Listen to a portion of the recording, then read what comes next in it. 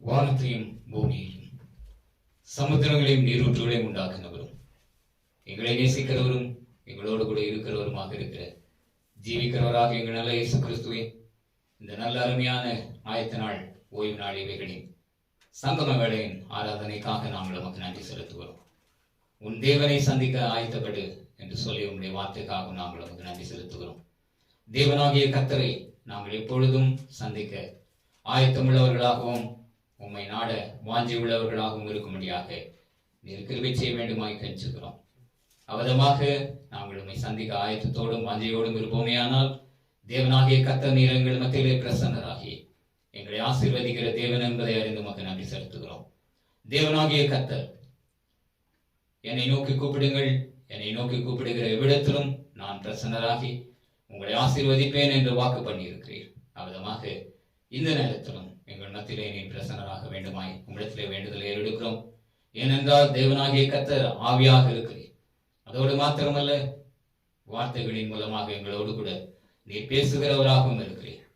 ஆவியாயும் ஜீவனாயும் இருக்கிற வார்த்தைகளை கொண்டு எங்களோடு கூட நீர் பேசுகிற தேவனானவரே, ஆகையினாலே நாங்கள் உம்மோடும் நீர் எங்களோடும் ஒன்றரை கலக்கும்படியாக சங்கமிக்கும்படியாக இந்த நேரத்தை தந்திருக்கிறபடினால் நமக்கு நன்றி செலுத்துகிறோம். என் வார்த்தைகள் உங்களிலே நிலைத்திருக்குமானால் நீங்களும் என்னிலே நிலைத்திருக்கிறீர்கள் என்று சொன்னவர். அவதமாக நாங்கள் உம்மிலும் நீர் எங்களிலும் நிலைத்திருந்து உம்முடைய திருவுள சித்தத்தை நாங்கள் நிறைவேற்றுகிறவர்களாக இருக்க நீர் எங்களுக்கு கிருபை செய்ய வேண்டுமாய் கெஞ்சுகிறோம். இந்த காலத்திலும் கூட இக்கட்டான சூழ்நிலைகள் நிறைந்த இந்த காலத்திலும் தேவனாகிய கர்த்தர் நீர் என்ன செய்திகளை எல்லாம் ஆதி காலம் முதற்கொண்டு அநேக தீர்க்கதரிசிகளை கொண்டு பேசின தேவன் எங்களோடு கூட இந்த காலத்திலும் என்ன செய்திகளை நீர் எங்களுக்கு கொடுக்கிறீர் என்பதை அறிந்து கொள்ள நீர் எங்கள் மனக்கண்களை திறந்துவிட வேண்டுமாய் கெஞ்சுகிறோம். கர்த்தாவே, உம்முடைய வேதத்தில் உள்ள அதிசயங்களை நாங்கள் பார்க்கும்படிக்கு எங்கள் இதயத்தின் கண்களை திறந்தருளும் என்று வேண்டிக் கொண்ட வண்ணமாய் எங்கள் மனக்கண்களை திறந்தருளை தேவனாகிய கர்த்தரை உம்முடைய சத்தியத்தை உம்முடைய உண்மைகளை சூழ்நிலைக்கு ஏற்ற வண்ணமாய் நாங்கள் அறிந்து கொள்ள நீர் எங்களுக்கு கிருபை செய்வீராக. வந்ததான் உம்முடைய பிள்ளைகளை ஆசீர்வதியும். அதோடு மாத்திரமல்ல, இந்த செய்திகளை கேட்கிற யாவரையும் தேவனாகிய கர்த்தர் தாமே ஆசீர்வதிப்பீராக. இயேசுவின் நாமத்தில் ஜெபிக்கிறோம், ஜீவனுள்ள நல்ல பிதாவே. ஆமென். பிரியமான தேவனுடைய பிள்ளைகளே, உங்கள் யாவரையும் இயேசுவின் நாமத்திலே வாழ்த்துகிறேன். நாம் வாசிக்க கேட்ட ஆமோஸ் தீர்க்கதரிசன புத்தகம். இந்த ஆமோஸ் தீர்க்கதரிசியானவர் இயேசு கிறிஸ்து இந்த உலகிலே வந்து பிறக்கிறதற்கு முன்னமே ஏறக்குறைய 700 ஆண்டுகளுக்கு முன்பதாக தீர்க்க தரிசனம் உரைத்தவர். 787 என்று வேதாகம கால கணிதம் கூறுகிறது. அவதமாக ஆமோஸ் இயேசு பிறக்கிறதுக்கு முன்னதாக 787 ஆண்டுகளுக்கு முன்பதாக இஸ்ரவேல் ஜனங்கள் மற்றும் அதன் சுற்றுப்புற தேசங்களிலே இருக்கிறதான தேவ மனிதர்கள் தேசத்தார் இவர்களுக்கெல்லாம் தீர்க்க தரிசனம் உரைத்து வந்தவர் இந்த ஆமோஸ் தீர்க்கதரிசி என்று நாம் அறிகிறோம். அவதமாக ஆமோஸ் தீர்க்க தரிசனம் மூலமாக அநேக செய்திகள் அன்றைக்கு அறிவிக்கப்பட்டது. ஆமோஸ் என்ற எபிரேய பதத்தினுடைய பொருள் என்னவென்றால் கர்த்தர் தாங்குகிறார் என்ற அர்த்தம். பாரமான சுமைகளை ஒருவன் தாங்கி செல்லுகிறது போல தேவனாகிய கர்த்தர் பார சிலுவையை அவரும் சுமந்தவர். இயேசுவா இந்த உலகிலே வந்து நமக்காக பார சிலுவையை சுமந்தவர்.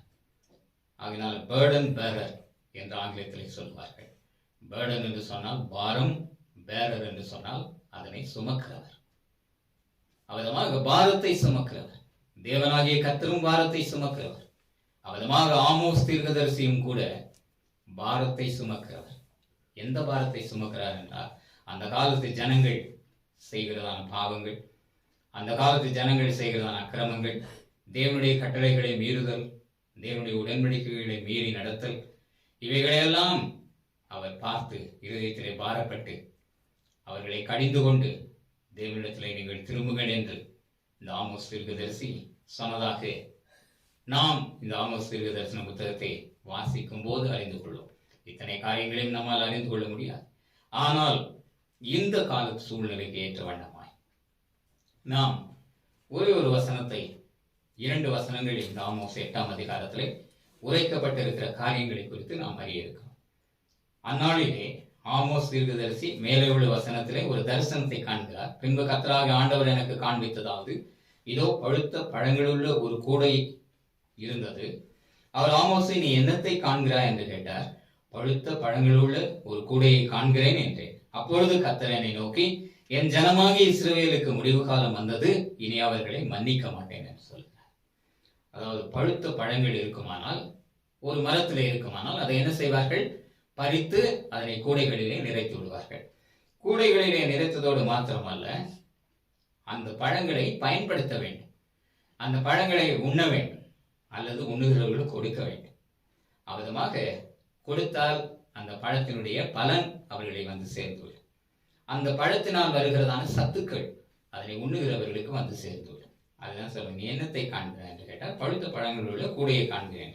அப்பொழுது கர்த்தர் என்னை நோக்கி, என் ஜனமாகிய இஸ்ரவேலுக்கு முடிவு காலம் வந்தது, இனி அவர்களை மன்னிக்க மாட்டேன் என்று ஏன் சொல்கிறார் என்றால், அவர்கள் பழுத்த பழங்களைப் போல அறுவடையாக்கப்பட்டு விட்டார்கள், அவர்கள் பறிக்கப்பட்டு விட்டார்கள். ஆனாலும் அவர்களுக்கு முடிவு காலம் வந்தது என்று சொல்கிறார்.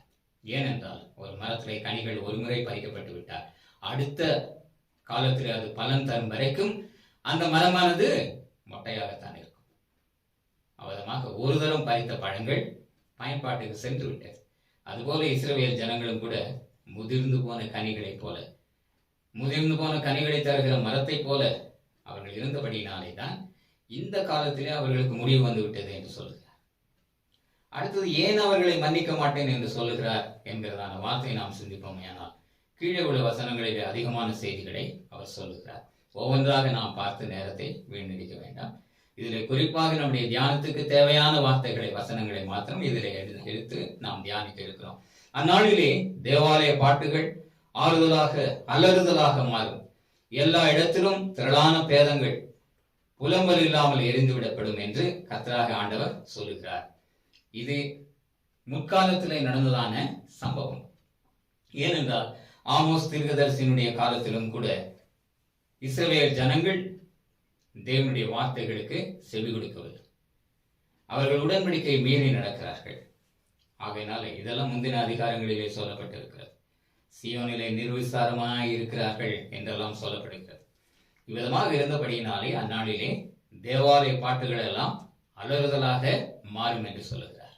தேவாலயத்திலே கர்த்தரை துதிக்கிறதான துதியின் பாடல்கள் தான் இருக்க வேண்டும், கர்த்தரை மகிமைப்படுத்தக்கூடிய பாடல்கள் தான் இருக்க வேண்டும். ஆனால் அந்த பாடல்களை எல்லாம் அலறுதலாக மாற்றுவேன் என்று சொல்வாரே, ஆனால் அங்கே அவ்வளவு வாதைகள், அவ்வளவு அவர்களுக்கு துன்பங்கள், உபத்திரவங்கள் விதிக்கப்பட்டிருக்கு.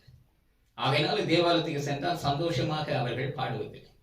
பிரசங்கி புத்தகத்திலே சொல்லுகிறார், என்னவென்று, ஒரு மனிதன் சந்தோஷமாக இருந்தால் அவன் தேவனை துதித்து பாடுகிறான்.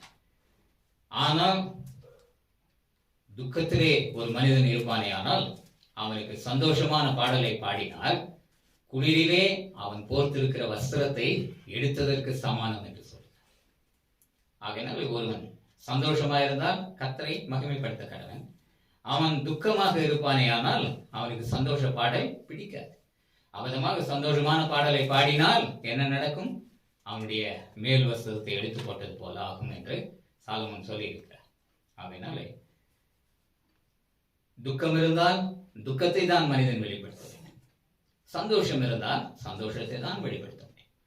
அவதமாக தேவனுடைய ஆலயத்திலே வருகிறவர்கள் தங்களுடைய உண்மை நிலையை தான் தேவனிடத்திலே சொல்ல வேண்டும். அவர்கள் தேவனுடைய சமூகத்திலே நடிக்க எல்லாம் கூடாது. துக்கமாக இருந்தால் துக்கத்துக்கு ஏற்ற காரியங்களை தேவனிடத்திலே சொல்ல வேண்டும். சந்தோஷமாக இருந்தால் தேவனை துதித்து தேவனிடத்திலிருந்து பெற்ற நன்மைகளை நினைத்து அவர்கள் தேவனுக்கு நன்றி சொல்லுகிறவர்களாக இருக்க வேண்டும். நன்றி பாடல்களை பாடுகிறவர்களாக இருக்க வேண்டும். துதி பாடல்களை மகிமைப்படுத்தக்கூடிய பாடல்களை பாடுகிறவர்களாக இருக்க வேண்டும். ஆனால் இந்த இடத்துல சொல்லப்படுகிறது, அந்நாளிலே தேவாலய பாட்டுகள் அலறுதலாக மாறும், எல்லா இடத்திலும் திரளான பேதங்கள் புலம்பல் இல்லாமல் எரிந்து விடப்படும் என்று கர்த்தராகிய ஆண்டவர் சொல்கிறார். இவ்விதமாக அவர்கள் மேல் வருகிறதான தண்டனை, வாதை, இவைகளின் நிமித்தமாக அநேகர் மரிக்கிறார்கள். மரிக்கிறபடியினாலே திரளான, எல்லா இடத்திலும் திரளான பேதங்கள் புலம்பல் இல்லாமல், அதாவது ஒரு மனிதன் மரித்து போனால் அவனை சுற்றிலும் நின்று எல்லாரும் புலம்புவார்கள். அவனுடைய வாழ்க்கையின் காரியங்களை எல்லாம் நினைத்து புலம்பல் பாடுவார்கள். ஒப்பாரி வைத்தல் என்று கூட சொல்லப்படுகிறது. இஸ்ரவேல் ஜனங்களிலும் கூட ஒப்பாரி வைக்கிறவர்கள் இருக்கிறார்கள். அந்த ஒப்பாரி வைக்கிறவர்கள் அந்த ஊரை சேர்ந்தவர்களாக இருப்பார்கள்.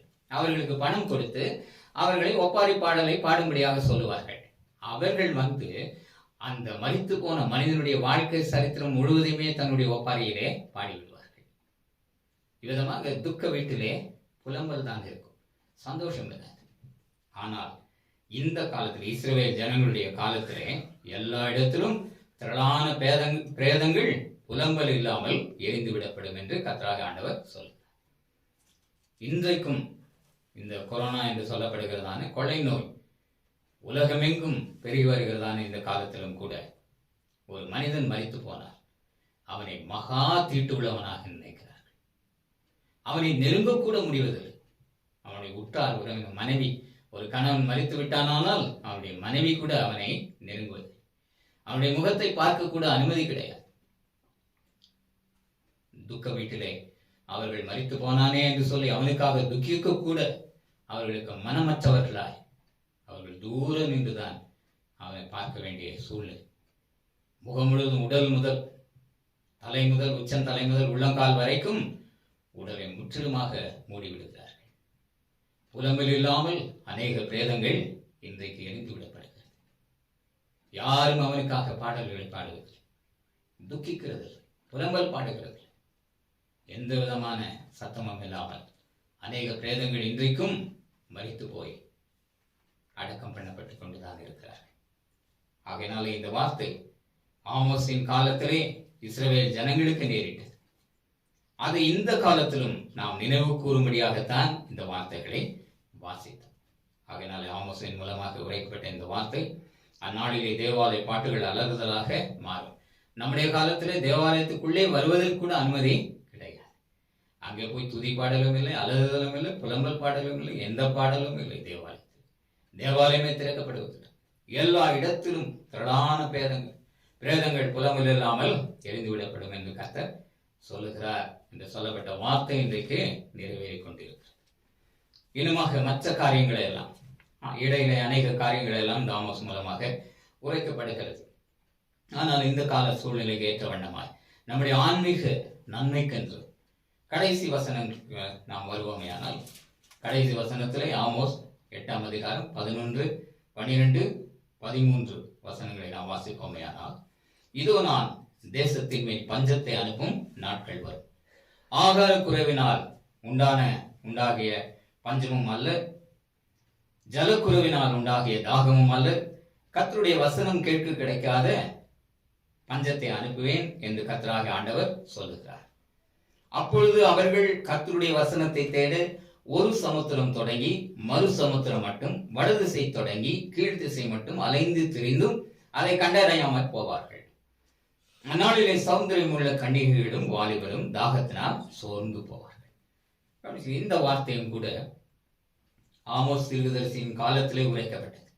இயேசு கிறிஸ்து இந்த உலகிலே வந்து பிறக்கும் என்பதாக 700 ஆண்டுகள் முன்னதாக இந்த வார்த்தை உரைக்கப்பட்டது. ஆனால் அந்த காலத்திலே வரும் என்று சொல்லப்படுகிறது. இது ஃபியூச்சர் ப்ராபசி, நிறைவேறக்கூடிய ஒரு தீர்க்க தரிசனம். இதோ நாட்கள் வரும் என்று சொல்லுகிறார்.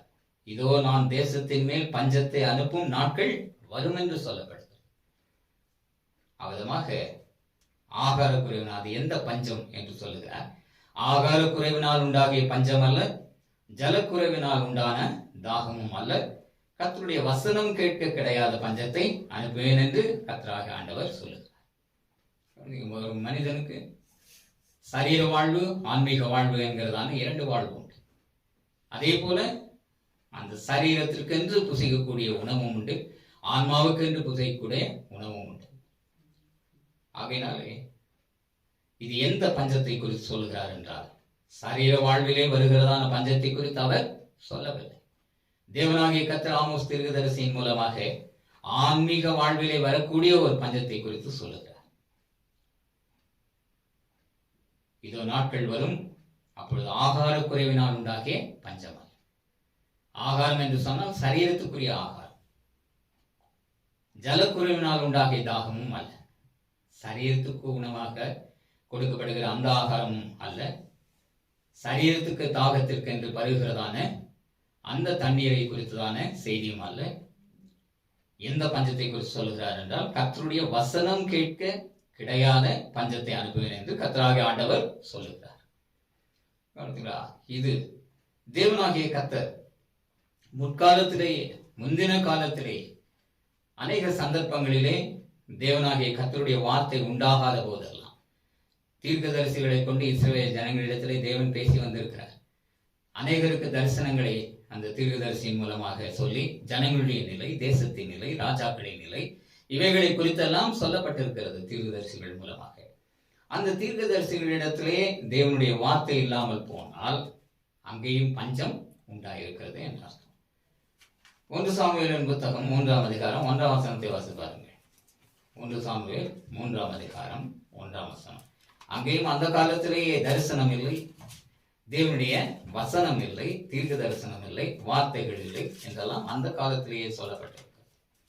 1 சாமுவேல் 3ஆம் அதிகாரம் 1ஆம் வசனத்தை நாம் வாசிப்போம். 1 சாமுவேல் 3ஆம் அதிகாரம் 1 முதல். சாமுவேல் என்னும் பிள்ளையாண்டான் ஏலிக்கு முன்பாக கர்த்தருக்கு பணிவிடை செய்து கொண்டிருந்தான். அந்நாட்களிலே கர்த்தருடைய வசனம் அபூர்வமாய் இருந்தது. அந்நாட்களிலே கர்த்தருடைய வசனம் அபூர்வமாய் இருந்தது, பிரத்யட்சமான தரிசனம் இருந்ததில்லை. கர்த்தருடைய வசனம் அந்த காலத்திலேயே அபூர்வமாய் இருந்தது என்று சொன்னால், தேவனாகிய கர்த்தர் வந்து யாரிடத்திலும் பேசவில்லை, கர்த்தருடைய தரிசனத்தை அவர் கொடுக்கவும் இல்லை. அது மிகவும் அபூர்வமாய் இருந்தது. ஆனால் சாமுவேல் என்னும் சிறிய பிள்ளையாண்டான் அந்த காலத்திலே அவனிடத்திலே வந்துதான் தேவனாகிய கர்த்தர் அவனை பேர் சொல்லி அழைத்து அவனோடு கூட பேசினார். இந்த பஞ்ச காலத்திலே கர்த்தருடைய வசனம் அபூர்வமாயிருந்தது. வசனம் கேட்க கிடையாத அந்த காலம். பிரத்யட்சமான தரிசனமும் இல்லை, யாருக்கும் கொடுக்கப்படவில்லை. ஏலி என்கிறதான ஆசாரியனும் தீர்க்கதரிசியுமாக அவன் இருந்தான், அவனுக்கு கிடையாது. அதுமாக யாரின் மூலமாகவும் தேவனாகிய கர்த்தர் பேசவில்லை. ஆனால் இந்த பிரத்யட்சமாய் இல்லை, தேவனுடைய வசனமும் தரிசனமும் பிரத்யட்சமாய் இல்லை என்கிறதான வார்த்தை சொல்லிவிட்டுதான் சாமுவேல் என்கிறதான பிள்ளையாண்டான் இடத்துல மாத்திரம் தேவனாகிய கர்த்தர் வந்து அவனை பேர் சொல்லி கூப்பிட்டு அவனோடு கூட பேசினார். தரிசனத்திலே அந்த ஏலியினுடைய நிலை, அவனுடைய பிள்ளைகளின் நிலை, எல்லாவற்றை குறித்தும் சாமுவேல் என்னும் சிறுவனிடத்திலே தேவனாகிய கர்த்தர் அறிவித்தார் என்று நாம் பார்க்கிறோம். ஆகையினாலே சில கர்த்தருடைய வசனம் கேட்க கிடையாது, கர்த்தருடைய வார்த்தைகள் அபூர்வமா இருக்கிறதான காலத்திலும், தரிசனங்கள் கிடையாத காலத்திலும் கூட தேவனாகிய கர்த்தர் அவரால் தெரிந்து கொள்ளப்படுகிற சிறுவனானாலும் பெரியவனானாலும் வாலிபனானாலும் தேவனால் தெரிந்து கொள்ளப்பட்டால் தேவனுடைய பார்வைக்கு உட்பட்டவர்களாய் அவர்கள் இருப்பார்களே. ஆனால் தேவன் அவர்களிடத்தில் வந்து பேசினார். ஏலி என்னும் முதியவனிடத்துல வந்து பேசவில்லை, அந்த ஏலியினுடைய பிள்ளைகளிடத்துல வந்து பேசவில்லை. ஆனால் சிறுவனாகிய சாமுவேல் இடத்துல வந்து பேசினார். சாமுவேலே சாமுவேலே என்று 3 தரம் அதற்கு மேலும் கூப்பிட்டார். அவர்கள் கர்த்தாவை சொல்லும் அடியேன் கேட்கிறேன் என்று சொன்னபோது தேவனுடைய வார்த்தைகளை அவர் உரைத்தார் என்று நாம் பார்க்கிறோம்.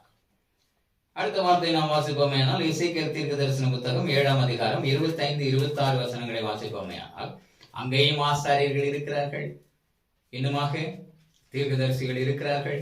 ஆனாலும் அவர்களிடத்திலே தேவன் பேசவில்லை, தேவனுடைய வார்த்தைகள் அவர்களுக்கு உண்டாகவில்லை என்று சொல்லப்பட்டிருக்கிறது. வாசி பாருங்கள், எசேக்கியேல் 7ஆம் அதிகாரம் 25-26 வசனம். 25-26. எசேக்கியேல் 7ஆம் அதிகாரம் 25-26. சங்காரம் வருகிறது, அப்பொழுது சமாதானத்தை தேடுவார்கள், ஆனாலும் அது கிடைக்காது. சங்காரம் வருகிறது. சங்காரம் என்று சொன்னால் அழிவு வருகிறது. தேவன் சங்கார தூதனாய் புறப்பட்டு வருகிறார், அநேகரை அழித்துக் கொண்டிருக்கிறார். அவதமாக சங்காரம் வருகிறதை குறித்து எசேக்கியேல் மூலமாக முன்னுரைக்கிறார். அப்பொழுது சமாதானத்தை ஜனங்கள் தேடுவார்கள். சங்காரம் வரும்போது சமாதானம் எங்கே கிடைக்கும், நிம்மதி எங்கே கிடைக்கும் என்று தேடுவார்கள். ஆனாலும் அது கிடையாது. விக்கினத்தின் மேல் விக்கினம் வரும், துர்ச்செய்தியின் மேல் துர்ச்செய்தி பிறக்கும். அப்பொழுது தீர்க்கதரிசிகள் இடத்திலே தரிசனத்தை தேடுவார்கள். ஆனாலும் ஆசாரியர்கள் இடத்திலே வேதமும் மூப்பரிடத்திலே ஆலோசனையும் இராமல் ஒழிந்து போகும். இக்கட்டான சூழ்நிலை, சங்காரத்தின் சூழ்நிலைகள், அழிவின் சூழ்நிலைகள், சமாதானம் இல்லாத சூழ்நிலைகள், விக்கினத்தின் மேல் விக்கினம் வந்து கொண்டிருக்கிறதான சூழ்நிலை, துர்ச்செய்தி மேல் துர்ச்செய்தி வந்து கொண்டிருக்கிறதான சூழ்நிலை. எங்கேயும் நல்ல செய்தி கிடையாது. அங்கே இப்படிப்பட்ட மரணமாம், இங்கே இப்படிப்பட்ட மரணமாம், இங்கே இப்படிப்பட்ட கொள்ளை நோய் பெருகி இருக்கிறதாம், அநேகர் மறித்துக் கொண்டு இருக்கிறார்களாம், புலம்பில் இல்லாமல் அவர்கள் எல்லாரும் தூக்கி எறியப்படுகிறார்களாம், அவர்கள் பிரேத குழிகள் இல்லாமல் அநேக இடங்களிலே தூக்கி எறியப்படுகிறார்கள். விதமாக அநேக துர்ச்செய்திகள், துர்ச்செய்தி மேல் துர்ச்செய்தி வந்து கொண்டுதான் இருக்கிறது. அப்பொழுது யாரை தேடுகிறார்கள்? தீர்க்கதரிசியினிடத்திலே ஏன் இப்படிப்பட்ட அவல நிலை, ஏன் இப்படிப்பட்ட காரியங்கள், ஏன் இப்படிப்பட்டதான தண்டனைகள், ஏன் இப்படிப்பட்டதான மரணங்கள் என்றெல்லாம் தீர்க்கதரிசியினிடத்தில் போய் கேட்டாள். தீர்க்கதரிசி தரிசனத்தை தேடுகிறார்கள். அவனிடத்திலே வார்த்தை இல்லை, தரிசனம் இல்லை. ஆசாரியனிடத்திலே வேதமும் மூப்பரிடத்திலே ஆலோசனையும் கேட்கிறார்கள். ஆனால் அவர்களிடத்தில் அவைகள் எல்லாம் இல்லை. ஆகையினால இவ்விதமாக அவலமான ஒரு நிலை, கர்த்தருடைய வசனம் கேட்க கிடைக்காத ஒரு அவல நிலை. தேவனாகிய கர்த்தர், ஆசாரியர்கள் இருக்கிறார்கள், தேவாலயம் இருக்கிறது. இஸ்ரவேல் தேசத்திலே தீர்க்கதரிசிகள் இருந்தார்கள், ஆசாரியர்கள் இருந்தார்கள், மூப்பர்கள் இருந்தார்கள். ஆனாலும் அவர்களிடத்திலே வார்த்தைகள் இல்லை. அதுபோலதான் இன்றைக்கும் தேவாலயம் இருக்கிறது, அதிலே ஆசாரியன் பணி செய்கிற ஆசாரியன் இருக்கிறான். ஆனால் தேவனுடைய வசனம் இல்லை. தேவனுடைய வசனம் அங்கே கொடுக்கப்படுகிறது. அங்க வசனம் கிடைக்காத பஞ்சத்திற்குள் எல்லா மனிதர்களும் இன்றைக்கு இருக்கிறார்கள். அதைதான் இங்கே சொல்லுகிறார். நான் தேசத்தின் மேல் பஞ்சத்தை அனுப்பும் நாட்கள் வரும், அது சரீர ஆகார குறைவினால் உண்டாகிற பஞ்சமால், சரீரத்துக்குரிய தாக தவனத்தினால் வருகிறதான ஜல குறைவினால் உண்டாகிய தாகமும் அல்ல. கர்த்தருடைய வசனம் கேட்க கிடையாது, பஞ்சத்தை அனுப்பும். கேட்க கிடையாது என்கிறதான வார்த்தை மிகவும் முக்கியம். கேட்க கிடையாது என்று சொன்னால் கர்த்தருடைய வசனம் இருக்கிறது, வேதம் இருக்கிறது, வேதத்தை துணிக்கக்கூடிய ஆலயங்கள் இருக்கிறது. முற்காலங்களிலெல்லாம் ஆங்காங்கே பலதரப்பட்ட பொதுக்கூட்டங்கள், கன்வென்ஷன் மீட்டிங்ஸ் என்றெல்லாம் சொல்லி பெரிய பெரிய கூட்டங்களை எல்லாம் நடத்துவார்கள், பொதுக்கூட்டங்களை நடத்துவார்கள். தேவனுடைய வசனம் பிரசித்தமாய் பிரசங்கப்பட்டு கொண்டுதான் வந்தது அநேக ஆண்டுகள் கடந்த காலங்களில். ஆனால் இன்றைக்கோ தேவனுடைய வசனம் கேட்க கிடையாத பஞ்சத்தை அனுப்புகிறார். தேவனுடைய வசனம் இருக்கிறது, வசனத்தை சொல்லுகிற ஊழியர்கள் இருக்கிறார்கள். ஆனாலும் அந்த வசனத்தை கேட்க முடியவில்லை. ஏன் கேட்க முடியவில்லை என்றால் தேவனுடைய வசனம் கேட்க கிடையாது பஞ்சம். அந்த பஞ்சம் என்று சொல்லும்போது முற்காலங்களிலெல்லாம் நான் சிறுவனாக இருக்கும்போது கேள்விப்பட்டேன். இந்த வசனத்தை எல்லாம் எப்படி வியாக்கியானம் பண்ணுகிறார்கள் என்றால், வரும் காலத்திலே அந்த கிறிஸ்துவின் காலம் வரும், அல்லது கொடிதான காலங்கள் வரும். வரும்போது இந்த வேதத்தை எல்லாம் எரித்து விடுவார்கள், வேதமே இல்லாமல் போய்விடுமா. எல்லாரும் வேதத்தை, இன்றைக்கும் கூட மத விரோதிகள், கிறிஸ்தவர்களுக்கு எதிரான மத விரோதிகள் எல்லாம் இருக்கிறார்கள். நாம் கேள்விப்படுகிறோம், மீடியாக்களின் மூலமாக அறிகிறோம். அநேக ஊழியர்களிடத்திலிருந்து வேதத்தை பிடுங்கி எரித்து விடுகிறார்கள். இந்த நம்முடைய நாட்டிலே, வட இந்திய தேசத்திலெல்லாம் அப்படிப்பட்ட சம்பவங்கள் நடைபெற்றுக் கொண்டுதான் இருக்கிறது. முற்காலத்திலும் கூட அவிதமாகத்தான் செய்திருக்கிறார்கள். புதிதாக மத ஆச்சாரத்திற்கு அவர்கள் விரோதமாக கிறிஸ்தவர்களாக மாறின போது அவருடைய கரத்திலிருந்து வேதத்தை பிடுங்கி எரித்திருக்கிறார்கள். இவ்விதமாக இந்த சம்பவங்களை எல்லாம் மனதில் கொண்டு வேதம் கிடைக்காத பஞ்சம், வசனம் கேட்க கிடையாத பஞ்சம் என்று சொன்னால் இவர்கள் என்ன நினைக்கிறார்கள்? வேதமே கிடைக்காத பஞ்ச காலம் வந்துவிடும், ஆகையினாலே வேதத்தை பத்திரப்படுத்த வேண்டும், அநேக வேதங்களை, பைபிள் இவைகளெல்லாம் பிரிண்ட் செய்ய வேண்டும். ஆனால் இன்றைக்கோ இந்த வேதத்தை யாருமே மதிக்கிறதில்லை. அதற்கு பதிலாக செல்போனை தான் மதிக்கிறார். ஏனென்றால் செல்போனிலேயே பைபிள் வந்துவிட்டு, இங்கிலீஷ் பைபிள் கேஜேவி என்று சொல்லப்படுகிற கிங் ஜேம்ஸ் வெர்ஷன் அது வேண்டுமா, அல்லது இன்டர்நேஷனல் வெர்ஷன் என்று சொல்லப்படுகிற அது வேண்டுமா, இந்த வேதாகத்தினுடைய புதிய மொழிபெயர்ப்பு வேண்டுமா, அல்லது பழைய மொழிபெயர்ப்பு வேண்டுமா? எல்லாமே இந்த வேதம் இல்லாமலே, இந்த தாள் இல்லாமலே எல்லாமே செல்போன்ல வந்துவிட்டு. எலக்ட்ரானிக் அண்ட் எலக்ட்ரிக்கல் டெவலப்மெண்ட் இல்லையா? இவைகளின் மூலமாக மனிதன். ஆக வேதத்தை ஒழிக்க யாராலுமே முடியாது என்பதுதான் இதனுடைய கருத்து. இந்த வேதம் உருமாறிக்கொண்டே இருக்கும். இன்றைக்கு தாளிலே முன்காலத்தில் இருந்தது, இன்றைக்கும் இருக்கிறது. இந்த வேதத்தை எரித்து அழித்தாலும் இது அழியாமல் என்றைக்கும் இந்த செல்போனினுமாக ஏதோ ஒரு வடிவிலே வேத வசனங்கள் இருந்து கொண்டுதான் இருக்கும். அந்த வசனங்கள் மனிதன் பெற்றுக்கொண்டுதான் இருப்பான். இந்த இடத்துல அதை தான் சொல்லுகிறார். மத்திய 5ஆம் அதிகாரம் 17ஆம் வசனம் வாசிப்பீர்களே, ஆனால் என்ன சொல்லப்படுகிறது? நியாய பிரமாணங்கள் இவைகளையெல்லாம் தீர்க்க தரிசனங்கள் இவைகளையெல்லாம் அற்பமாக நீங்கள் என்ன வேண்டாம், அவைகளை அழிக்கல நான் நிறைவேற்றவே வந்தேன் என்று இயேசு சொல்லுகிறார். வானமும் பூமியும் ஒழிந்து போனாலும் நியாய பிரமாணத்தில் ஒரு எழுத்தாகலும் ஒரு எழுத்து உறுப்பாகலும் ஒழிந்து போகாது என்று மெய்யாகவே மெய்யாக உங்களுக்கு சொல்லுகிறேன் என்று சொல்லுகிறார். அதோடு மாத்திரமல்ல, மத்திய 24ஆம் அதிகாரம் 3 முதல் 7 முடிவுள்ள வசனங்களையும் வாசிப்பார்கள். மத்திய 24ஆம் அதிகாரம் 23 வசனம் 3 முதல் 7 முடிவுள்ள வசனங்களை வாசிப்பார். மத்திய 24ஆம் அதிகாரம் 23 7 முடிய, பின்பு அவர் ஒலிவ மலையின் மேல் உட்கார்ந்திருக்கையில் சீசர்கள் அவரிடத்தில் தனித்து வந்து, இவைகள் எப்பொழுது சம்பவிக்கும்? உம்முடைய வருகைக்கும் உலகத்தின் முடிவுக்கும் அடையாளம் என்ன? எங்களுக்கு சொல்ல வேண்டும் என்றார்கள். இயேசு அவர்களுக்கு பிரயுத்தரமாக, ஒருவனும் உங்களை வஞ்சியாதபடிக்கு எச்சரிக்கை இருங்கள். ஏனெனில் அநேகர் வந்து என் நாமத்தை தரித்துக் கொண்டு நானே கிறிஸ்து என்று சொல்லி அநேகரை வஞ்சிப்பார்கள். யுத்தங்களையும் யுத்தங்களின் செய்திகளையும் கேள்விப்படுவீர்கள். கலங்காதபடிக்கு எச்சரிக்கையா இருங்கள். இவைகளெல்லாம் சம்பிக்க வேண்டியதே, ஆனாலும் முடிவு உடனே வராது. ஜனத்துக்கு விரோதமாய் ஜனமும் ராஜ்யத்துக்கு விரோதமாய் ராஜ்யமும் எழும்பும். பஞ்சங்களும் கொள்ளை நோய்களும் பூமி எதிர்ச்சிகளும் பல இடங்களில் உண்டாகும். இவைகளெல்லாம் வேதனைகளுக்கு ஆரம்பம். இயேசு தெளிவாக சொல்லிவிட்டார். இயேசுடைய காலம் என்ன? முதல் நூற்றாண்டு.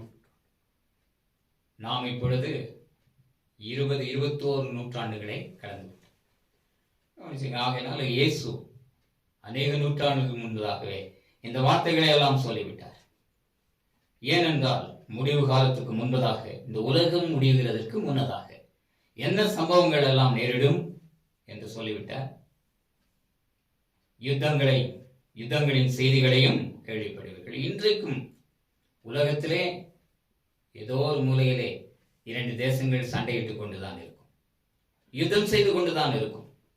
ஆகையினால யுத்தங்களின் செய்திகள் இவைகளை எல்லாம் நீங்கள் கேள்விப்படுவீர்கள் என்று சொன்னார்.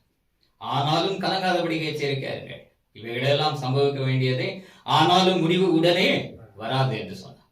அடுத்த வார்த்தை சொல்லுகிறார், ஜனத்துக்கு விரோதமாய் ஜனம், ராஜ்யத்துக்கு விரோதமாய் ராஜ்யமும் எழும்பும். ஜனத்துக்கு விரோதமாய் ஜனம் என்று சொன்னால் ஜாதி கலவரங்கள், மத கலவரங்கள். ஒரே மதத்தை சேர்ந்தவன் இன்னொரு மதத்தை பாய்க்கிறான். ஒரே ஜாதியை சேர்ந்தவன் இன்னொரு ஜாதியாரை தாழ்வாக எண்ணுகிறான், பாய்க்கிறான். ஜனத்துக்கு விரோதமாய் ஜனம், ராஜ்யத்துக்கு விரோதமாய் ராஜ்யம் என்று சொன்னால் ராஜ்யங்களுக்கு விரோதமாக கருத்து வேறுபாடுகள். அந்த கருத்து வேறுபாடுகளின் நிமித்தமாக யுத்தங்கள் நேரிடுகிறது, பஞ்சங்கள் வருகிறது, கொள்ளை நோய் வருகிறது. விதமாக இன்றைக்கும் இவைகளை எல்லாம் நாம் பார்த்து கொண்டுதான் இருக்கிறோம். கொள்ளை நோய் வந்தால் பஞ்சம் வந்துவிடும்.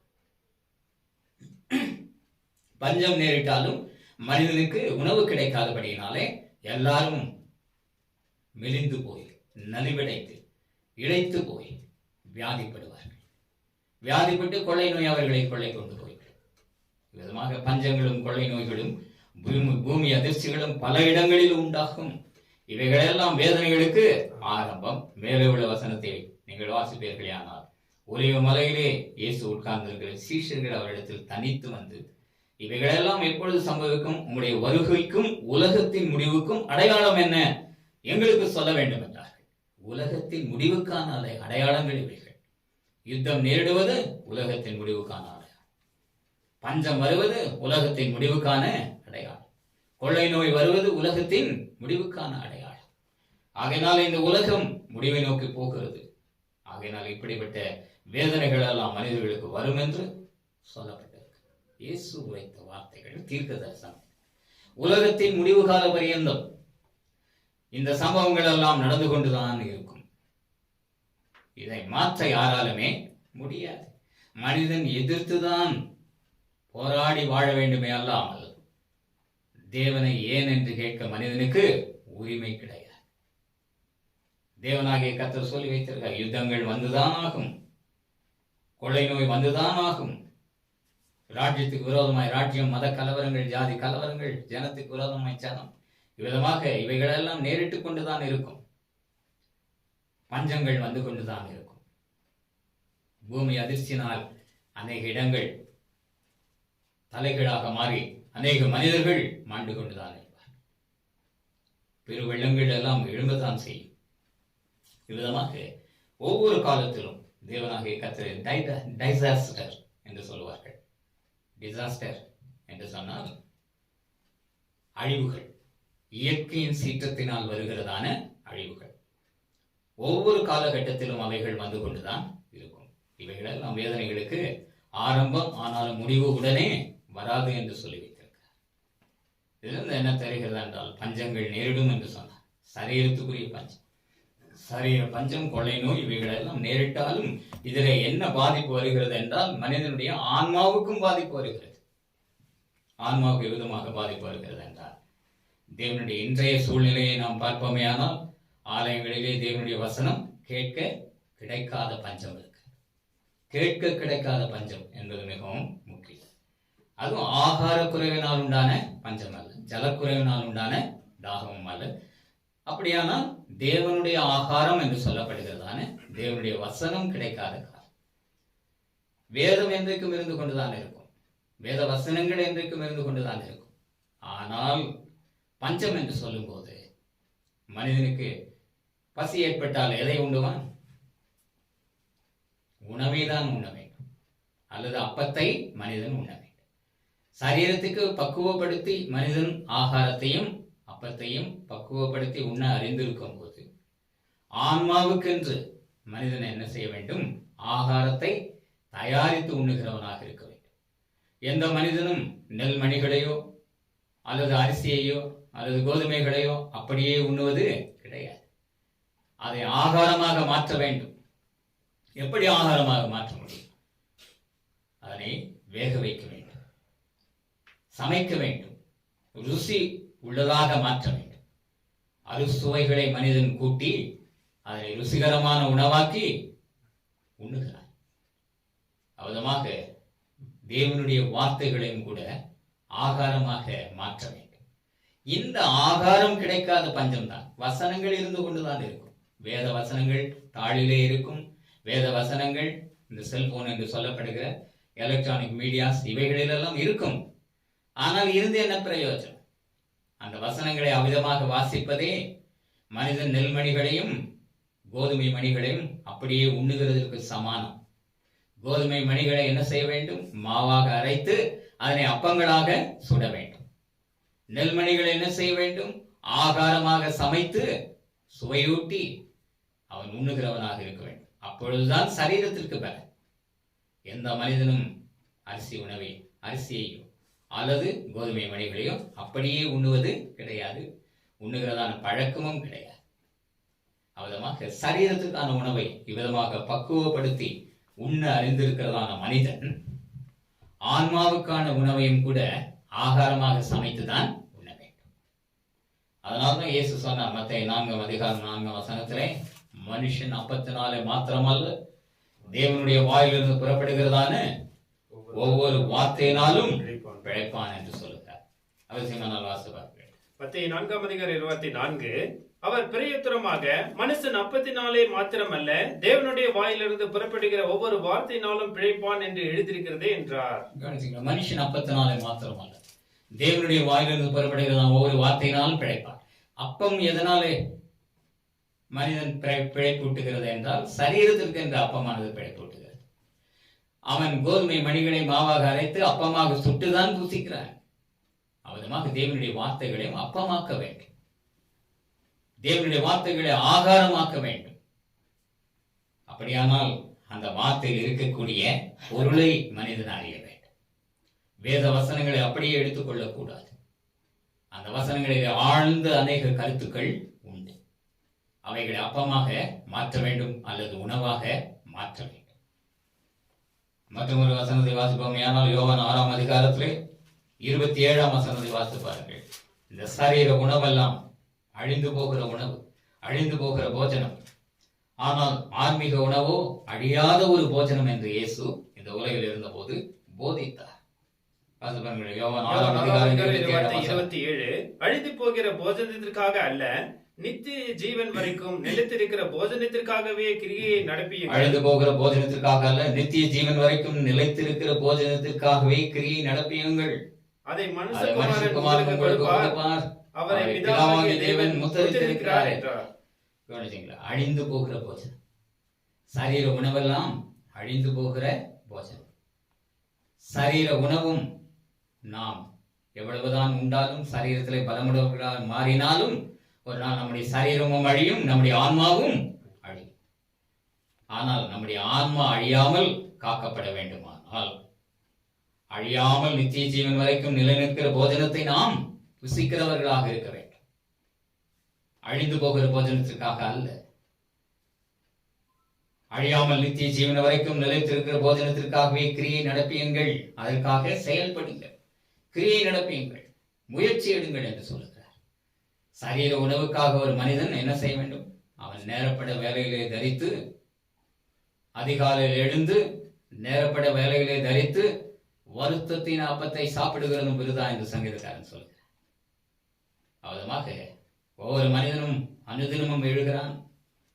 அவன் வேலைக்கு செல்லுகிறவனாக இருப்பானே, ஆனால் சுறுசுறுப்புடன் அந்த நாளுக்குரிய வேலையை அவன் செய்கிறவனாக இருப்பான். அதிகாலை எழுந்து நேரப்பட வேலையிலே தரித்து, கடைசியிலே அவன் எதற்காக அந்த வேலையை செய்கிறான், எதற்காக பணம் சம்பாதிக்கிறான் என்றால் அவனுடைய சரீர உணவுக்காக. அதற்கு வருத்தத்தின் அப்பம் என்று சங்கீதக்காரன் நாமும் சுட்டி அழைத்திருக்கிறார். வருத்தத்தின் அப்பம். ஆகையினாலே ஆதாமை பார்த்து தேவனாகிய கர்த்தர் என்னவென்று சொன்னார்? நீ வருத்தப்பட்டு நெற்றி வேர்வை நிறத்திலே சிந்த பாடுபட்டுதான் உன் ஆகாரத்தை நீ விவசாயம் செய்து விதைத்து அறுவடை செய்து அதனை புசிக்க வேண்டும். ஆகையினாலே அதற்கு என்னவென்று பெயர்? வருத்தத்தின் அப்பம். 127ஆம் சங்கீதம் 1 முதல் 3 முடிவுள்ள வசனங்களை வாசிப்பார்கள். ஆக வருத்தத்தின் அப்பம் என்றால் மனிதன் சரீரத்துக்கென்று வருத்தப்பட்டு உழைத்து அவன் சம்பாதித்து அந்த அப்பத்தை அவன் புசிக்கிறான். சங்கீதம் 127:21 கர்த்தர் வீட்டை கட்டாராகில் அதை கட்டேறுகளின் பிரயாசம் விருதா, கர்த்தர் நகரத்தை காவராகில் காவல்காரர் விழித்திருக்கிறது விருதா. நீங்கள் அதிகாலையில் எழுந்து நேரப்பட வேலையை தரித்து வருத்தத்தின் அப்பத்தை சாப்பிடுகிறது விருதா, அவரே தமக்கு பிரியமானவர்கள் நித்திரை அளிக்கிறார். என்ன வந்து சொல்லப்படுகிறது? அதிகாலையில் எழுந்து நேரப்பட வேலைகளை தரித்து வருத்தத்தின் அப்பத்தை சாப்பிடுகிறது விருதா. விருதா என்று சொன்னால் வீணானது இந்த அர்த்தம். அப்படியானால் அது அழிந்து போகக்கூடிய. நாம் சரீரத்திலும் பாடுபடுகிறோம், சரீர உணவை உண்ணுகிறோம். ஆனால் கடைசியிலே சரீரத்தை உண்டு வாழ்ந்த இந்த சரீரமும் மாண்டு போகிறது, நாமும் சரீர வாழ்விலே வடிந்து போகிறோம், அழிந்து போகிறோம்.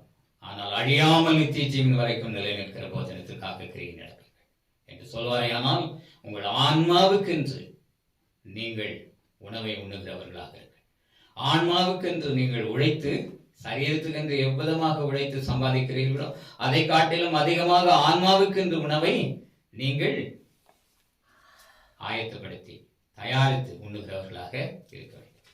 அதுதான் நித்திய ஜீவன் வரைக்கும் நிலைநிற்கிற போஜனத்திற்காகவே கிரியை நடப்பிக்க வந்திருக்கிறேன் என்று சொல்கிறார்.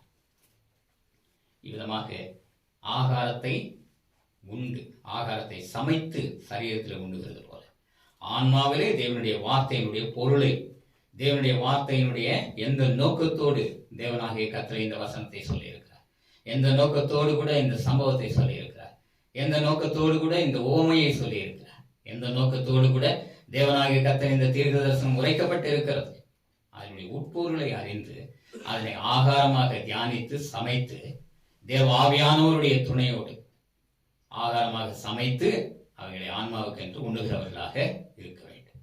அதை தான் சொல்லுகிறார், ஆகார குறைவினால் உண்டாகிய பஞ்சம். சரீரத்துக்கு ஆகார குறைவினால் உண்டாகிற பஞ்சம் வரலாம், ஜலக்குறைவினால் உண்டாகிறதான தாகமும் வரலாம். ஆனால் ஆன்மாவுக்கு அபதமாக வந்துவிடக்கூடாது. சரீரத்துக்கே ஆகார குறைவு வந்தால், தண்ணீர் குறைவு வந்தால் சரீரத்தில் நலிவடைந்து மாண்டு போவான். அபதமாக ஆன்மாவிலே சரியான முறையிலே தேவனுடைய வசனங்களை நாம் சமைத்து அதில் இருக்கிறதான மறைபொருள்களை, அதில் இருக்கிறதான உட்பொருள்களை, எந்த நோக்கத்தோடு தேவன் உரைத்தார், எந்த தரிசனத்தை எதற்காக கொடுத்தார், தேவனாகிய கர்த்தர் இந்த தீர்க்க தரிசனம் எதற்காக உரைத்திருக்கிறார், அவர் ஏன் எத்தனையோ ஓமைகளை சொல்லியிருக்கிறார், எதற்காக இந்த ஓமைகளை சொல்லியிருக்கிறார், அவைகளின் கருத்தை எல்லாம் அவன் தியானித்து பரிசுத்த ஆவியானவர் துணையோடு கூட அதனை சமைத்து நன்றாக சுவையூட்டி அவைகளை உண்ணுவானே ஆனால் அவன் ஆன்மாவானது பலமடையும். ஆன்மாவிலே பலமுணவனாக மாறுவான். அவனை அசைக்க யாராலுமே முடியாது. ஆகையினால்தான் ஆகாரம் என்று சொல்லப்படுகிறது. இப்பொழுது பார்த்தோம். அடுத்தது தண்ணீர் என்று நாம் பார்ப்போமே ஆனால் தேவனாகிய கர்த்தர் அவருடைய உபதேசங்களை, இயேசுவினுடைய உபதேசங்களை ஜீவ தண்ணீர் என்று சொல்லுகிறார்.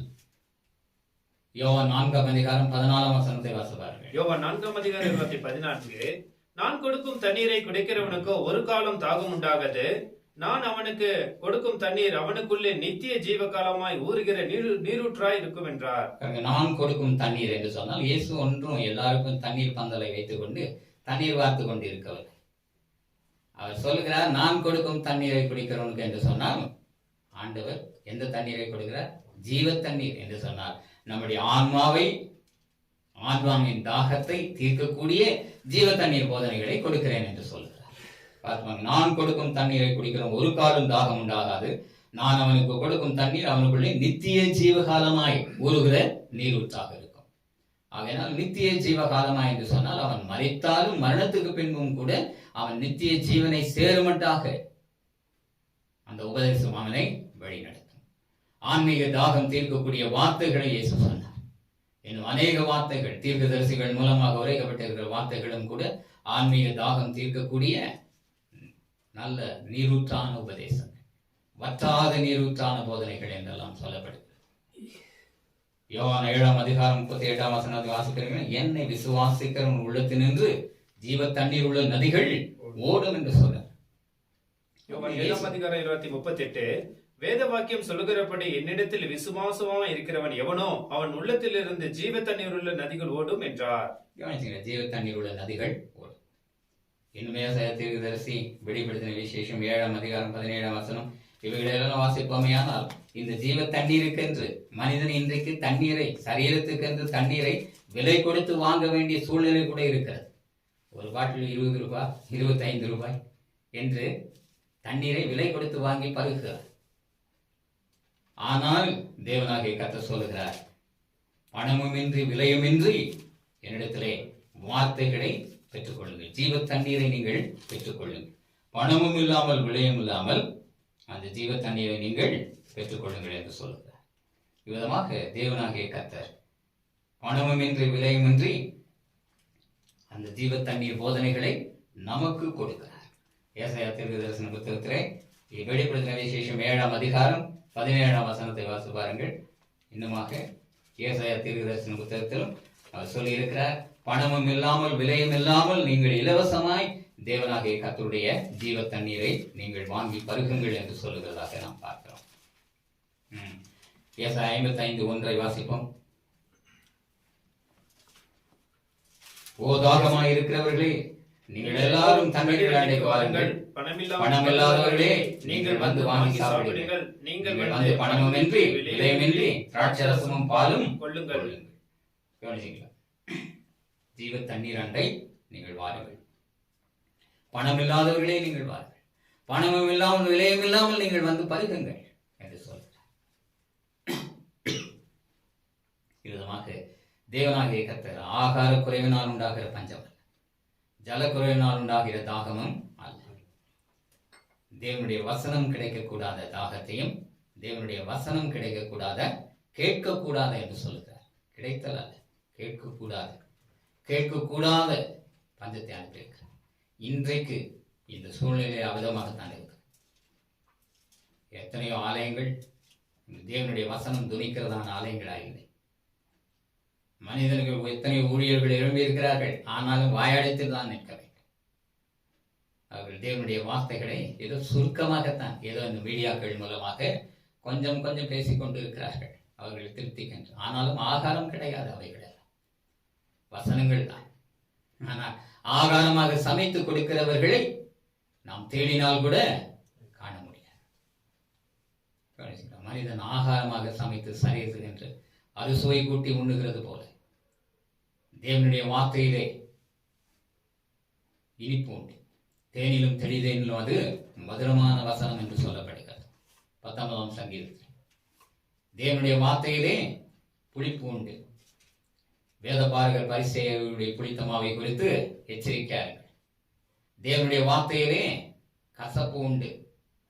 தேவனுடைய வார்த்தையானது ஆத்மாவுக்கு சரீரத்துக்கு புசிக்கும் போது வாய்க்கு தேனை போல் இனிமையா இருந்தது, வயிற்றுக்கோ கசப்பாக இருந்தது என்றெல்லாம் சொல்லப்படும்.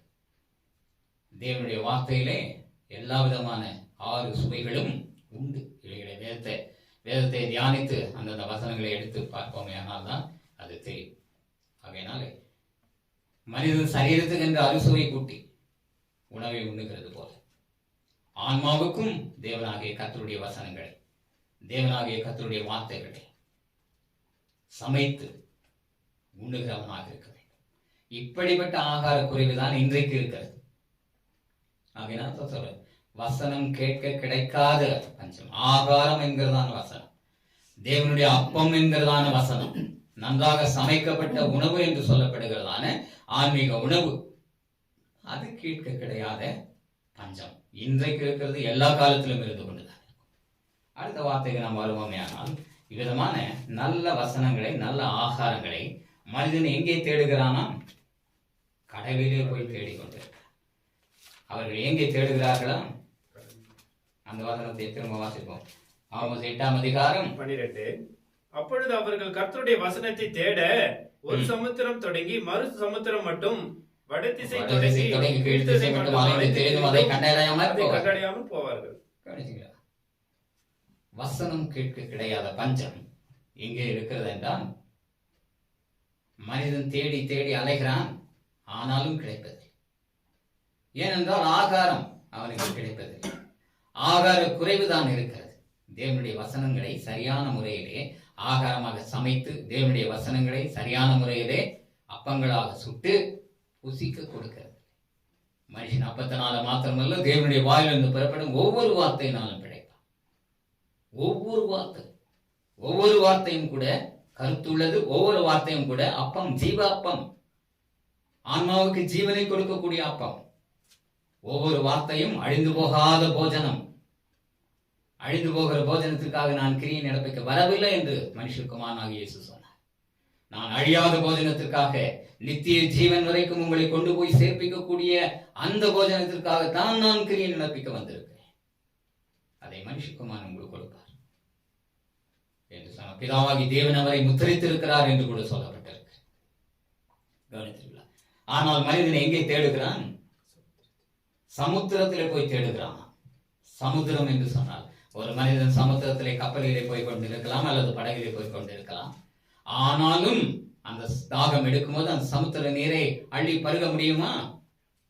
பருக முடியாது. ஏனென்றால் அது உப்பு நிறைந்தது, கைப்பு, கசப்பு.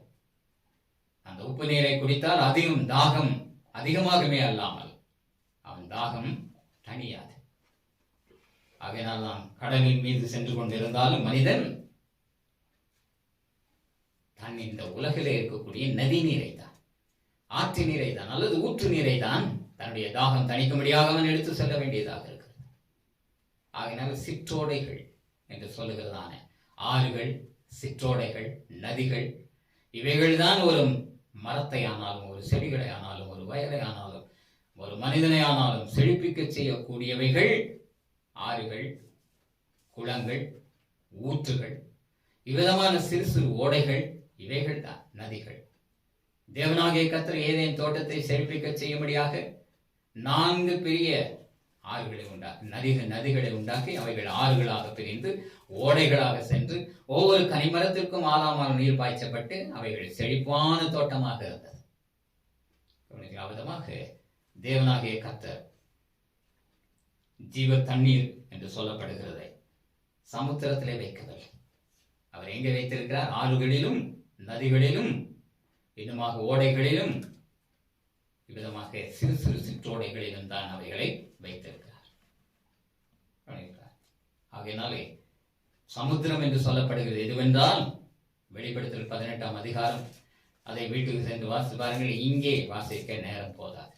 அதனால் பெரிய பெரிய ஸ்தாபனங்கள், சமுத்திரம் என்று சொல்லப்படுகிறது, பாபிலோன் என்று சொல்லப்படுகிற உலக மகா சபைகள், பெரிய இருக்கிறதான பெரிய ஜனக்கூட்டங்கள் நிறைந்திருக்கிறதான சபைகள், அவைகளெல்லாம் சமுத்திரத்திற்கு, கடலுக்கு சமமானவைகள்.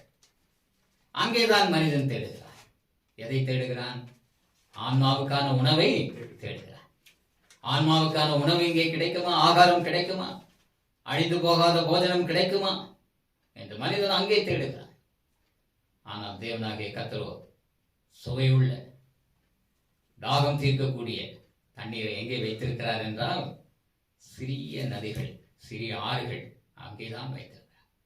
என்ன விசுவாசம் உள்ளத்திலிருந்து ஜீவ தண்ணீர் உள்ள நதிகள் ஓடும் என்று சொன்னார். ஆகையினாலே சிறு சிறு நதிகள் என்று சொன்னால், தேவனாகிய கர்த்தரை முறையாக அறிந்து, தேவனுடைய கட்டளைகளை முறையாக அறிந்து, தேவனுடைய பிரமாணங்களை முறையாக அறிந்து, இயேசுவின் போதனைகளை முறையாக அறிந்து, வேதத்திலே சொல்லப்பட்டிருக்கிற தீர்க்க தரிசன வார்த்தைகள் எல்லாவற்றையும் முறையாக அறிந்து, அவைகளை ஆகாரங்களாக சமைத்து, அவைகளை போதனைகளாக அநேக ஆன்மாக்களின் பசியாற்றும்படியாகவும், அநேக ஆன்மாக்களின் தாகம் தீர்க்கும்படியாகவும் கொடுக்கிறது சிறிய சிறிய தேவனால் உருவாக்கப்பட்ட பரலோக ராஜ்யத்தினுடைய ஆளுகையின்படி செயல்படுகிறதான சிறிய சிறிய சபைகள் தான். ஒரு பழமொழி சொல்லுவார்கள், எல்லா நதிகளும், பலதரப்பட்ட மதங்கள், பலதரப்பட்ட போதனைகள், பலதரப்பட்ட வேதங்கள், இவைகளெல்லாம் இந்த உலகில் இருந்து கொண்டுதான் இருக்கிறது. கடைசியில என்ன பழமொழியை சொல்லி முடித்து விடுகிறார்கள் என்றால், ஆண்டவன் ஒருவன் தான், ஆனாலும் நதிகள் வெவ்வேறு. எல்லா நதிகளும் கடைசியில எங்க போய் சேருகிறதா? கடலிலே போய் தானே சேருகிறது. அதுபோல நாங்கள் பலதரப்பட்ட ஜனங்களாக இருந்தாலும், பலதரப்பட்ட போதனைகளை உடையவர்களாக இருந்தாலும், பலதரப்பட்ட சாராராக இருந்தாலும், பலதரப்பட்ட இனத்தாராக இருந்தாலும், பலதரப்பட்ட வேதங்களை பின்பற்றுகிறவர்களாக இருந்தாலும், கடைசியிலே சங்கமமாக இடம் எங்கேயாம்? கடலிலே தானே. ஒரு மனிதனோடு நான் பேசிக்கொண்டு, ஒரு ஊழியக்காரர் தான், அவரோடு பேசிக்கொண்டு இருக்கும்போது சொன்னேன், கடைசியில நான் சொன்னேன், எல்லா நதிகளும் போய் கடலிலே சேர்ந்தா அதனுடைய முடிவு என்ன? உப்பு தானே. எல்லா நதிகளும் சுவையுள்ள தண்ணீரை கொண்டிருக்கிறதான நதிகள், சுவையுள்ள ஆறுகளை கொண்டிருக்கிறதான தண்ணீரை கொண்டிருக்கிறதான ஆறுகள், இவையெல்லாமே கடலில் போய் சேர்ந்தால் கடைசியில் அதனுடைய நிலை என்ன? எல்லாமே உப்பாகத்தானே மாறிவிடுகிறது. அது பிரயோஜனமற்று போகிறது அல்லவா? ஆகையினாலே அது முடிவு சரியில்லை. ஆகையினால முடிவை பெற வேண்டுமானால் நதிநீர் நதிநீராகத்தான் இருக்க வேண்டும். அது கடலிலே போய் வீணாகி விடக்கூடாது. அது எல்லா இடங்களுக்கு, வயல்களுக்கு பாய வேண்டும், அது தோப்புகளுக்கு பாய வேண்டும், மனிதர்களுக்கு பாய வேண்டும், மனிதர்கள் பிரயோஜனம் உள்ளதாக இருக்க வேண்டும், அணை கட்டப்பட வேண்டும், அவைகளெல்லாம் மனிதர்களுக்கு வெளிச்சம் கொடுக்கக்கூடியதாக மாற்றப்பட வேண்டும். விதமாக அதன் பயன்பாடு எல்லா இடங்களிலும் பரவி பெருகி அது நல்ல விதத்திலே பயன்பட்டு விடுமானால் எந்த விதமான வீணடிப்பும் அதிலே இருக்கக்கூடாது. அப்பொழுது சில தண்ணீர் மாத்திரமே, கொஞ்சம் தண்ணீர் அது மாத்திரமே கடலிலே சங்கமம் ஆகும் முன்னமே அது என்னாகும்? ஆவியாக மாறி, மேகமாக மாறி, மழையாக பொழிந்துவிடும். கடல் நீர் ஒன்றும் மழையாக பொழிவதில்லை, கடல் நீர் ஒன்றும் ஆவியாக மாறுவதில்லை. ஏனென்றால் அது உப்பு நிறைந்தது என்றால் டென்சிட்டி, அடர்வு நிறைந்தது, அது ஒன்று ஆவியாக மாறாது. ஆனால் நதி நீர் டென்சிட்டி குறைவானது, உப்பு குறைவானது. ஆகையினால் எளிதில் அது ஆவியாக மாறி மழையாக பொழிந்து பூமியை செழிப்பிக்க செய்கிறது. ஆகையினால் நதிகள், ஆறுகள் இவைகளின் பயன்பாடுதான் மிகவும் விசேஷித்தது. அப்படி போல தேவனாகிய கர்த்தருடைய ஆவியின் மழை, ஆவின் அனுக்கிரகம், பின்மாறி மழை, முன்மாறி மழை, ஆசீர்வாத மழை, அருள்மாறி மழை என்றெல்லாம் சொல்லப்படுகிறது. இவ்விதமான மழைகள் தேவனாகிய கர்த்தரால் சிறு சிறு ஸ்தாபனங்கள் மூலமாகத்தான் பெருகும். அந்த ஸ்தாபனங்கள் மூலமாக நடைபெறுகிறதான காரியங்கள் தான் விசேஷித்தது. அதுதான் உண்மையான ஆகாரத்தை கொடுக்கக்கூடிய. நதி நீர் மழையாக பொழிந்தாலும் பூமிக்கு செழிப்பு தான். கனி விருட்சங்கள், வயல்கள், எல்லா விதமான புல் பூண்டுகள், மனிதர்கள், மிருகங்கள் எல்லாமே பயனடைகிறது. நதியாக ஓடினாலும் பயனடைகிறது, அது நதி நீர் மழையாக மாறினாலும் பயனடைகிறது. அவ்விதமாக ஆகார குறைவினால் உண்டாகிற பஞ்சம் அல்ல. உண்மையான தேவனுடைய பிள்ளைகளுக்கு தேவனாகிய கர்த்தர் இந்த பஞ்சத்தை கொடுக்கவே மாட்டார். ஆன்மாவுக்குரிய ஆகார குறைவினால் உண்டாகிற பஞ்சம் ஒருபோதும் இராது. ஜீவ தண்ணீர் போதனைகள் அவர்கள் ஆன்ம தாகத்தை எந்நாளும் எப்பொழுதும் தீர்க்கக்கூடியவைகளாக இருப்பதோடு மாத்திரமல்ல, அநேகருடைய தாகத்தையும் தீர்க்கக்கூடிய ஜீவ தண்ணீர் உபதேசங்களாக அவைகள் இருந்து கொண்டுதான் இருக்கும். ஆகையினாலே உண்மையான தேவனுடைய மனிதர்களுக்கு, தேவனுடைய பிள்ளைகளுக்கு பஞ்சம் என்பது கிடையாது. தேவனுடைய வசனம் அபூர்வமாயிருந்த காலத்திலும், தேவனுடைய தரிசனம் பிரத்யட்சமாய் இராத காலத்திலும், சாமுவேல் என்னும் பிள்ளையாண்டான் இடத்திலே தேவன் பேசி தரிசனங்களை கொடுத்தாரே, அவதமாக சிறுவர்கள், சிற்றோடைகள், சிறு சிறு ஸ்தாபனங்கள் என்று சொல்லப்படுகிறதான அவைகள் மூலமாகத்தான் உண்மையான ஆகாரமும், உண்மையான ஜீவ தண்ணீர் உபதேசங்களும், உண்மையான ஜீவ அப்பமும் ஆன்மாவுக்கு திருப்திகரமாய் கிடைக்கும்படியாக தேவனாக கர்த்தர் கிருபை செய்கிறார். விதமான நன்மைகளை கொடுக்கிறார். ஆனால் மனிதர்கள் பெரிய பெரிய ஸ்தாபனங்களை நாடிதான் ஓடுகிறார்கள். அவைகளெல்லாம் கடலுக்கு சமமானவர்கள், சமுத்திரத்திற்கு சமமானவர்கள். அது ஒருபோதும் ஆன்மதாகத்தை தீர்க்க போகிறது கிடையாது. அந்நாளிலே சௌந்தரியம் உள்ள கன்னிகளும் வாலிபரும் தாகத்தினால் சோர்ந்து போவார்கள், நன்மை அடைவார்கள் என்று சொல்லப்படவே இல்லை. சோர்வுதான் அடைவார்கள். ஏனென்றால் தேட வேண்டிய இடத்திலேயே அவர்கள் சரியாக தேடவில்லை. கர்த்தரை தேடுங்கள், அவர் சமீபமாக இருக்கையில் அவரை பற்றி கொள்ளுங்கள். தேவனாகிய கர்த்தர் எல்லாருக்கும் நன்மை செய்கிறவராக தந்திருக்கிறார். ஆனால் அவரை முறையாக தேட வேண்டும், தேட வேண்டிய இடத்திலே தேட வேண்டும், தேவனுடைய வார்த்தைகளை பெற வேண்டிய விதத்திலே பெற வேண்டும். ஆன்ம தாகம் தீர்க்கப்படும்படியாகவும், ஆன்ம பசி ஆற்றப்படும்படியாகவும் நாம் தேடி பெற்றுக்கொண்டால் நம்முடைய ஆன்மா ஒருபோதும் பஞ்சத்தினால் நலிவடையாது. நம்முடைய ஆன்மா செழிப்பாக இருந்து நித்திய ஜீவன் வரைக்கும் நிலைநிற்கிற போஜனம் என்று சொல்லப்பட்ட வார்த்தையின் மூலமாக கிடைக்கிறதான பலனை பெற்றவர்களாய் தேவனுடைய ராஜ்யத்தை அடைந்து வாழ, நித்திய ஜீவகாலமாய் வாழ தேவனாய் கர்த்தர் நமக்கு கிருபை செய்கிறவராக இருக்கிறார். இவ்விதமான கிருபைகளையும் நன்மைகளையும் இந்த செய்தியை கேட்ட யாவரும் பெற்றுக்கொள்ளும்படியாக தேவனாய் கர்த்தர் தாமே உங்களுக்கு கிருபை செய்வாராக. உங்கள் ஆன்மா நலிவடைந்து போகாதபடிக்கு நித்திய ஜீவ காலம் வரைக்கும் பலமுள்ளதாய் பலமான ஆகாரம் புசித்து பலமான தேவனாகிய கர்த்தருடைய உண்மையான சுவையுள்ள ஜீவ தண்ணீர் உபதேசங்களை பருகி நித்திய ஜீவனுக்கு தகுதியுடைய ஆன்மாக்களாய் மாறி வாழ தேவன் தாமை கிருபை செய்யும்படியாக நாம் தேவனை நோக்கி வேண்டிக் கொள்வோமாக. ஜெபிப்போம். வானத்தையும் பூமியையும் சமுத்திரங்களையும் நீரூற்றுகளையும் உண்டாக்குறவர், எங்களை நேசிக்கிறவரும் எங்களோடு கூட இருக்கிறவருமாக இருக்கிற ஜீவிக்கிறவராக எங்கள் நல்ல இயேசு கிறிஸ்துவை இந்த நல்ல அருமையான நாளுக்காக, இந்த வேலைக்காக நமக்கு நன்றி செலுத்துகிறோம். தேவனாகிய கர்த்தர் ஆமோஸ் தீர்க்கதரிசியின் மூலமாக உரைக்கப்பட்ட நம்முடைய வார்த்தைகளுக்காக நாங்கள் நமக்கு நன்றி செலுத்துகிறோம். அந்த காலத்திலே நடந்த சம்பவங்கள் இந்த காலத்திலும் எங்களுடைய காலத்திலும் நடைபெறுகிறது என்பதை நாங்கள் நினைவு கூற கிருபை செய்தமைக்காக நமக்கு நன்றி செலுத்துகிறோம். தேவாலயத்திலே தேவனை மகிமைப்படுத்தும்படியான பாடல்கள் இல்லை. தேவாலயமானது காலையிலிருந்து காணப்படுகிறது. தேவாலயத்திலே அலறுதலும் ஒருவேளை புலம்புதலும் தான் இருக்கும். ஏனென்றால் சந்தோஷம் இல்லை மனித உள்ளங்களிலே. விதமான சூழ்நிலைகள் இன்றைக்கும் இருக்கிறது தேவன்.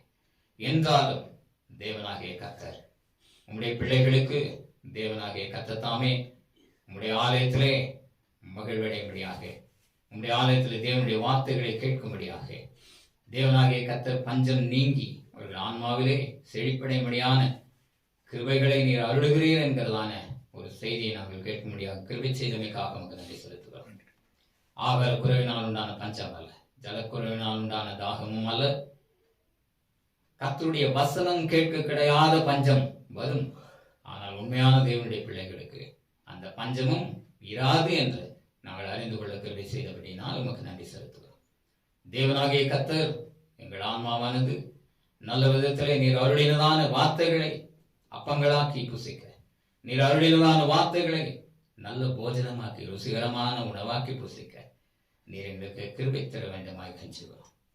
அந்த ஆகாரம் எங்கள் ஆன்மாவை பலப்படுத்தக்கூடியதாக இருக்க கிருபை செய்ய வேண்டுமாக கெஞ்சுகிறோம். நீர் கொடுத்ததான ஜீவ தண்ணீரின் உபதேசங்கள் பணிவு கொப்பான தெளிந்த உபதேசங்களாய் இருக்க நீர் கிருபை செய்ய வேண்டுமாய் கெஞ்சுகிறோம்.